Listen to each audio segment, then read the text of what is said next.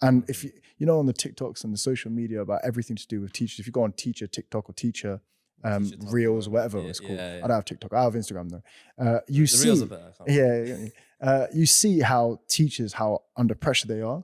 You see how tired they are. And male and female teachers both, but you see it so much more from female teachers who are talking about and you how see a lot about, like, you know, on the news and stuff like that with all the protests and the there's been protests and stuff about teaching for age, teacher pay and everything. University have jarred me though, man. Like, I'm just trying to get my assignments done, and why is every single time there's some sort of protest? Like, hey, can I just get on with the job? But yeah, I also appreciate the kind of role model I am as a man in English, teaching English. Like, the kids need male role models, because it's one thing to talk about single motherhood at home. They need role models. Imagine if you also go to school and you haven't got that male role model. You know, we need that. And I think again, it goes back to kind of the responsibilities and the power that teacher has that people don't really think about.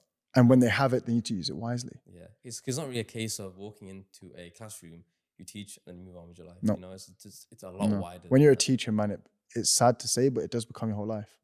Like, your personality does shift a bit. I remember when I first became a teacher, I started talking to my brother and my friends as if they was my students. And I had to reality check myself, and I had to be like, sorry, I had a friend who was a teacher, and sometimes the way that they would phrase things, it kind of came across as what's the word when you're kind of talk down on someone? Demeaning almost. Demeaning. But they didn't realize that's actually just, they were in that teacher mode. Yeah, it's so hard to get out of that, man. I might have even done it like 15 billion times in this thing here, but you need to be a great male role model. And you have to understand the power that comes with that, the responsibility that comes with that. Because a lot of these times you're actually parenting these kids. You are.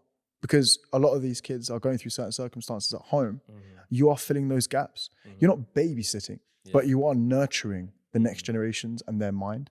So when they come into school, I know that if I say something nice, it could be the first nice thing they heard that day.